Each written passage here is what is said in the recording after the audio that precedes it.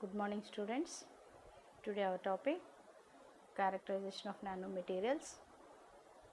Nanomaterials are characterized by some techniques. Some of them are XRD, SEM, TEM, etc. Okay. Nanomaterials are characterized. That means we find structure, properties. Okay. Using these techniques, we find the characterization structure of the nanomaterials. First, we discuss XRD. XRD means X-ray diffraction. X-ray diffraction. Already in previous classes we know what is diffraction. Diffraction means light bending nature. Light bending nature is called the diffraction. When you use slits or obstacle, that light bend and forms a diffraction pattern. The condition for the diffraction is the wavelength of the source is comparable with the size of the obstacle. Wavelength of the source comparable with the size of the obstacle. Okay. But here we take X-rays having, those are the electromagnetic radiations having low wavelength in the order of nanometers. That means that X-rays have low wavelength. That low wavelength not diffracted at ordinary slits and obstacle. Those wavelength comparable to the size of the atoms. In this, here atoms are very small. You take the light source, those light not diffracted. Only X-rays are diffracted on that atoms. Okay. That's why X-rays are used for the diffraction on the atom. X-rays are produced generally from X-ray tubes. X-rays collide with electrons. X-rays collide with electrons.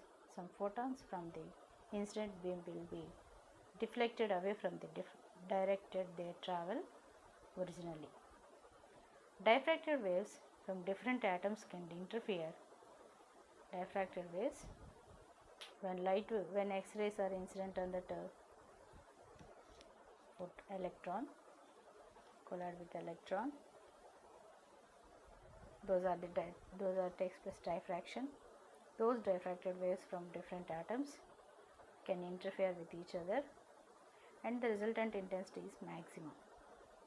Measuring the diffraction pattern therefore allows us to reduce the distribution of atoms in that material. You take the material, you find how the atoms are distributed in the inner part of the material. Generally we view that of the atoms, how they arranged in that material. Using X-rays, we find the distribution of atoms, the structure of the atom, structure of the material, and structure of the material. Okay. Next, Bragg's law. X-ray diffraction explained using Bragg's law. What is that? First we know the plane of the crystal. What is the plane? Plane means line joining of more than two atoms. That is called the plane. Here you see, here these are the planes. Line joining of more than two atoms is called the crystal planes. Okay. The distance between two planes is called the interplanar spacing. Distance between two planes is called the interplanar spacing. Okay. This is the one plane. Here we take two planes. Here we take two planes having the interplanar distance d. Suppose you incident the X-rays on that plane with angle theta, the rays get diffracted by atoms. So suppose the X-rays incident and diffracted, diffraction takes place by this atom. Okay, those diffracted rays, here this is the one ray of the X-ray, we take another ray incident on that another plane, that light, that ray diffracted, sorry, that ray, X-ray diffracted. These two diffracted rays superimpose and interference takes place. Here constructive and destructive interference both are takes place, but here we take constructive interference. Okay, when constructive interference takes place, maximum intensity form. So the condition for constructive interference is path difference of these two rays is equal to the n lambda. So here we find the path difference. Path difference is, here you extend this first ray, it touch the ray at Z, and also you extend this ray, it touch the ray X. XY and YZ are the path difference of these two rays. So here XY is d sin theta, that is from this triangle OXY. In this triangle OXY, XY is d sin theta. Here you take sin theta. So XY is d sin theta. YZ also same, d sin theta. That is equal to 2d sin theta. That is the path difference in between these two X-rays. For constructive interference, path difference is equal to n lambda. So 2d sin theta is equal to n lambda. This is the Bragg's equation. Okay, using this equation, you find the d value. So you know n value, order of the diffraction, lambda, you know the X-ray wavelength, and theta you also know. You find from d, from this equation, if you know the interplanar spacing between two planes, we find the structure of the atoms. Next, another method, powder method. This method is also used for X-ray diffraction. What is the difference between Bragg's and powder? In Bragg's equation, we take the single crystalline substance, but here we take that crystal as a powder. If suppose you take that powder, that crystal in the form of powder, every piece like a single crystal. So different single crystalline material.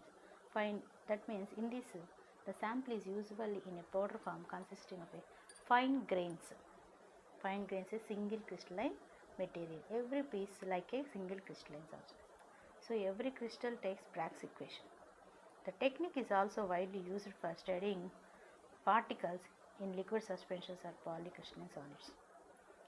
In powder method, the crystalline domains are randomly oriented in the sample, because in that powder different single crystalline substances, those crystalline substances, each single crystalline oriented randomly. So whereas D gives different cones on the diffraction pattern, different cones. See here in this diagram, this is the cylindrical camera. Suppose you enter the X-rays through the entry hole. Here we take that crystal in the form of powder in the capillary tube. Here in the capillary tube, in that capillary tube, the material, the crystal in the form of powder. So X-rays incident on that powder, different angles. Here, see here. So that incident angle,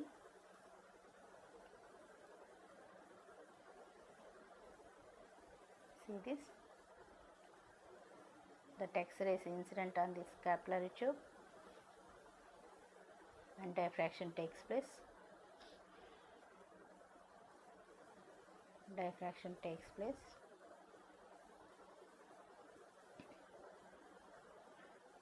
Okay, those diffracted rays obtained under the screen in the form of cones.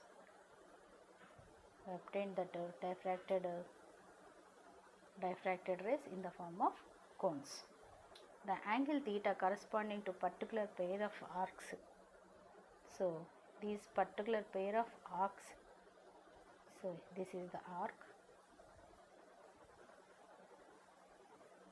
this arc have the particular angle in the here, that angle is theta, and the distance between two arcs is s, then angle theta is 4 theta is equal to s by r. R is the distance from arc to capillary tube. So here we know that theta value, we substitute the theta in this Bragg's equation, we obtain d value. We know the d value, automatically we find the structure of material, nanomaterial. So this is the one of the technique to find the structure, character, and find the size of the unit cell present in that crystal. Okay, thank you.